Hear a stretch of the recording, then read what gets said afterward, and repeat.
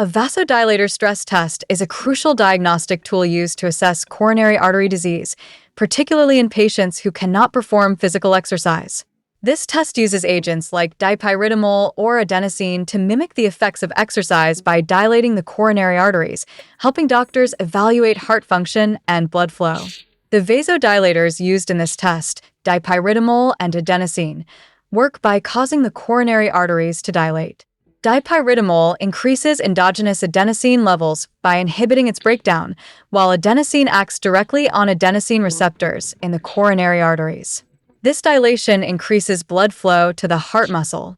In healthy arteries, this results in a significant increase in blood flow. However, in arteries that are narrowed or blocked by coronary artery disease, the response is less pronounced. This difference in blood flow is crucial for detecting areas of the heart that may not be receiving adequate blood supply. To visualize these differences, the test is often combined with imaging techniques such as nuclear imaging, SPECT or PET, or echocardiography. The primary application of vasodilator stress tests is in the detection of coronary artery disease. By identifying areas with reduced blood flow, doctors can pinpoint sections of the heart muscle that may be at risk. These tests are also vital in assessing myocardial ischemia, helping to determine the severity and extent of reduced blood flow to the heart muscle. Another critical application is evaluating left ventricular function. By assessing how the heart muscle responds to increased blood flow demands, the test can identify areas of reduced movement or hypokinesis, which may indicate previous heart damage. Preoperative cardiac risk assessment is another important use of vasodilator stress tests. For patients undergoing non-cardiac surgery, particularly those with known or suspected coronary artery disease, this test can help assess the risk of cardiac complications during surgery. Additionally, vasodilator stress tests are essential for patients who cannot perform exercise stress tests due to physical limitations, such as severe arthritis or peripheral vascular disease. These tests also play a role in monitoring the effectiveness of therapy for coronary artery disease, whether through medication, angioplasty, or bypass surgery.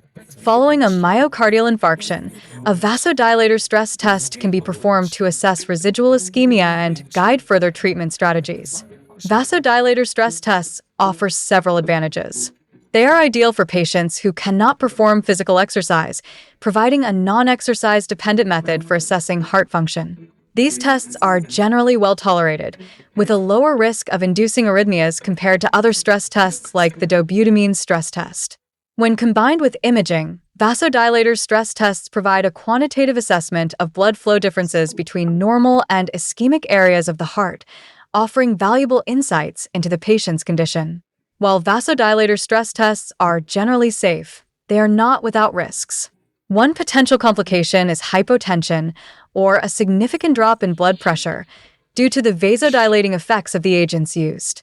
Bronchospasm is another risk, particularly with adenosine, which can cause breathing difficulties in patients with a history of asthma or chronic obstructive pulmonary disease, or COPD.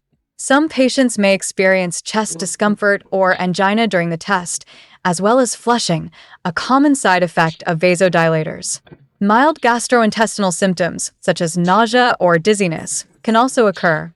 Additionally, adenosine can cause a temporary slowing of the heart rate, known as heart block, especially in patients with pre-existing conduction issues.